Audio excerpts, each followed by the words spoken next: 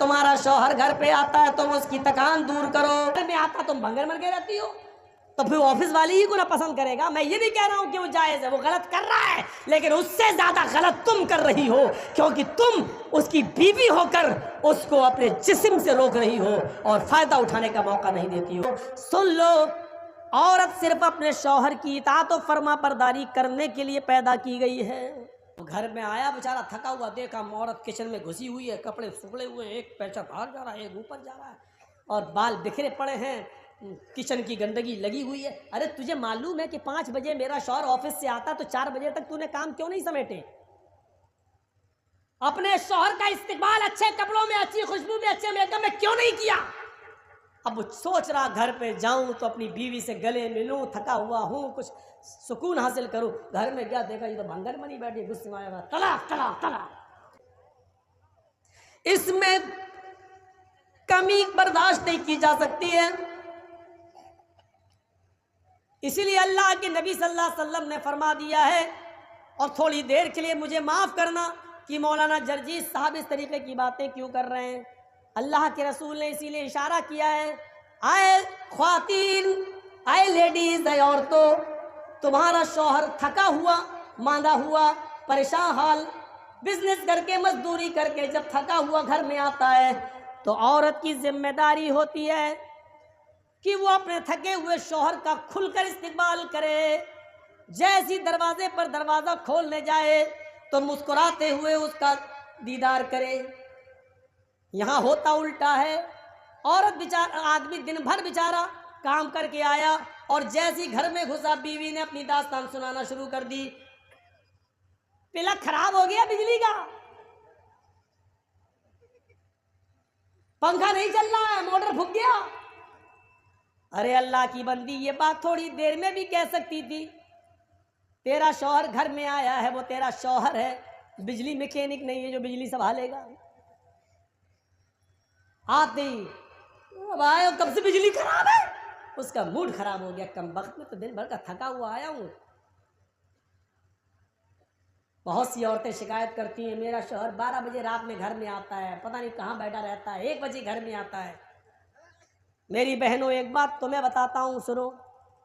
अगर तुम घर में अच्छे कपड़े पहनकर नहीं रहती हो, बन संवर कर नहीं रहती हो, साफ लहजे में कह दूं कि परफ्यूम और खुशबू लगाकर, मेकअप करके घर में तुम नहीं रहती हो, तो फिर तुम्हें ये शिकायत करने का कोई हक नहीं है कि मेरा शौहर 12 बजे घर में आता है, 1 बजे घर में आता है। वो पूरी रात भी घर नहीं आएगा, क्योंकि जब तुम उसके लिए बन सवर कर तैयार ही नहीं हो, तो वो इतनी जल्दी आकर क्या करेगा तुम्हारे पास? बदबू सूंघेगा तुम्हारे पसीने की। उस औरत को शिकायत करने का कोई हक नहीं है। 12 बजे आता है, 2 बजे आता है, हम तो कह रहे पूरी रात न जाए, भंगर मन के रहेगी, कौन जाए तेरे पास? हाँ, तुम्हारी शिकायत उस वक्त जायज है जब तुम बन सवर कर अपने शौहर का इंतजार करो। औरत लिपस्टिक भी लगा सकती है। आती थी पहले लिपस्टिक, उसमें खिंजीर की चर्बी। अब सारी कंपनियों ने कह दिया है कि हम ये लिख के देने के लिए तैयार हैं कि हमारी लिपस्टिक में चर्बी, खिंजीर की चर्बी, सूअर की चर्बी की आमेजिश नहीं है। कंपनियों ने इस बात का प्रमाण पेश किया है और गवाही दी है। अगर ये कन्फर्म हो कि सूअर की चर्बी है तब तो नहीं लगा सकती है, लेकिन नहीं है तो लगा सकती है। और शौहर के लिए बाहर नहीं, बाहर जा रही लिपस्टिक लगा के पता नहीं ऐसा लगता है जैसे किसका खून पी के आ रही हो।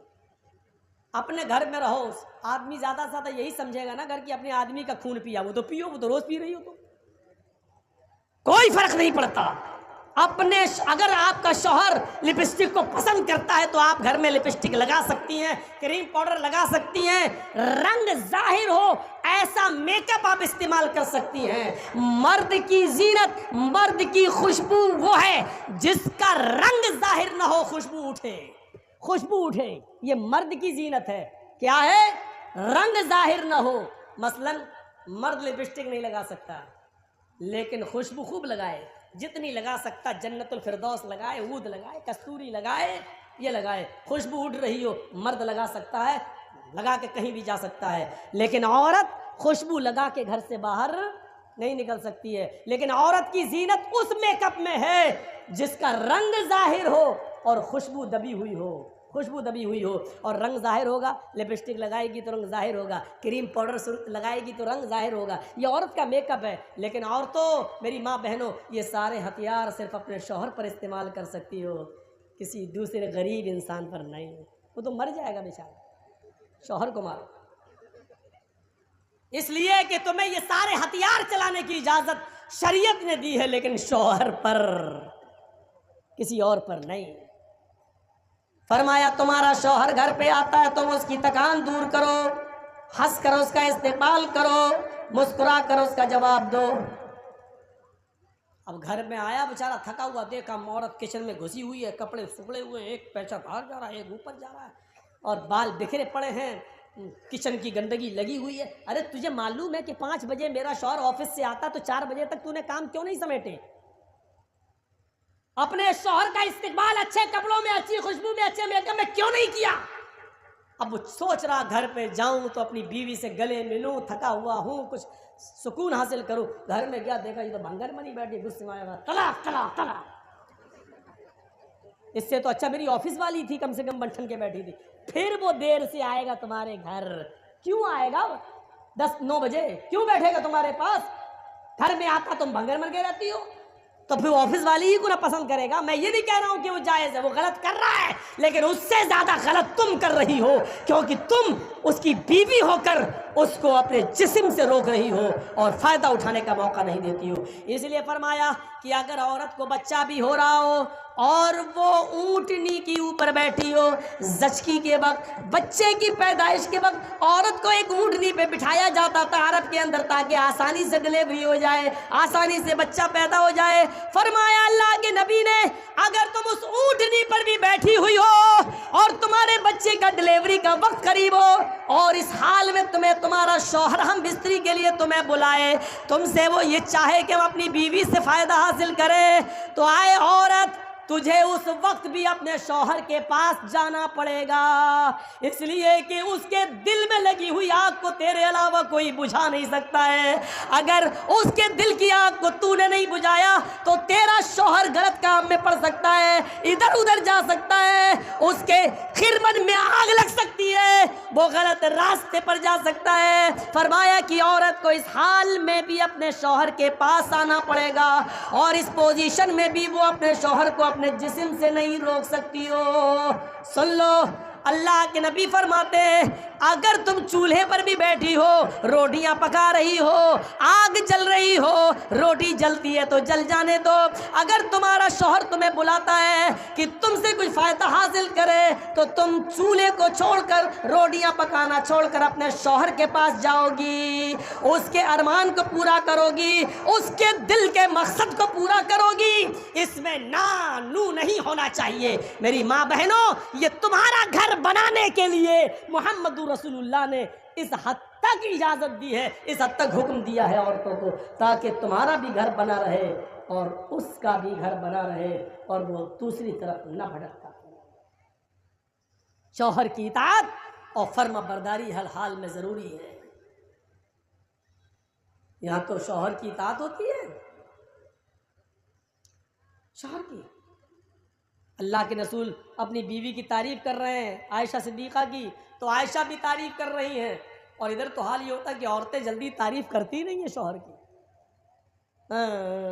जिंदगी भर नाजो नेमतों से पालता रहा हो, एक मर्तबा उसकी आप मर्जी के खिलाफ काम कर दीजिए, या एक मर्तबा थोड़ा सा उसको पैसा वैसा कम मिल जाए, तो क्या कहेगी, जिंदगी में कभी सुकून मिला है तुम्हारे घर? पूरी जिंदगी पर पानी फेर देगी आपकी, पूरी जिंदगी में पानी फेर देगी, पूरी जिंदगी। सुना हो किस्सा, एक पीर साहब थे, उनकी बीवी उनको पीर ही नहीं मानती थी। अब तेरे जैसे 336 पीर रोज देखती हूँ। एक बार उस औरत ने देखा कि आसमान पर एक पीर साहब उड़ रहे हैं, मुसल्ला हवा में बिछा हुआ है और उस पर खड़े होकर नमाज पढ़ते हुए जा रहे हैं। तो औरत ने अपने शौहर से कहा, एक तुम पीर बने फिरते हो, आज मैंने पीर देखा है। देखा है? कहाँ? आसमान में। कैसे देखा? का मुसल्ला बिछाया था। अच्छा, हवा में उड़ रहा था। बीवी ने कहा हाँ तुम्हें कैसे मालूम? नमाज पढ़ रहा था ना। हाँ। हवा में उड़ रहा था ना। हाँ। वो मैं ही तो था। उसका शौहर बोला वो मैं ही तो था। बीवी झट से कहती हाँ मुझे लगा कि तुम थे। कहा क्यों?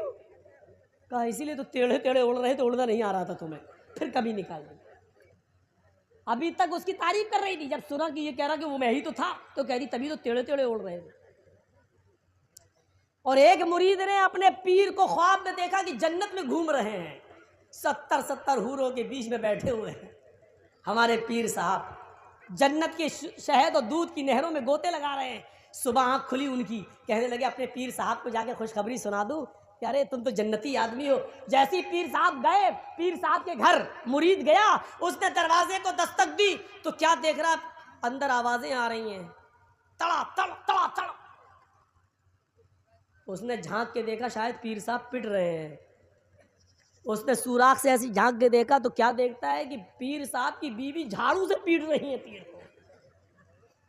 वो कहता रहे यार ये क्या हो गया, मैंने तो ख्वाब में देखा है कि पीर साहब जन्नत में घूम रहे हैं, 70 हूरों के बीच में बैठे हुए हैं, यहाँ तो एक नहीं सब अल्ले ही इनसे।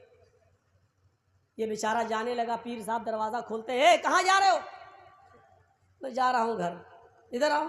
क्यों आए थे? अरे कुछ नहीं यार, आया था बहुत बड़ी खुशखबरी सुनाने, लेकिन अब मूड ख़राब हो गया मेरा, मैं जा रहा हूँ। कहा क्या हुआ?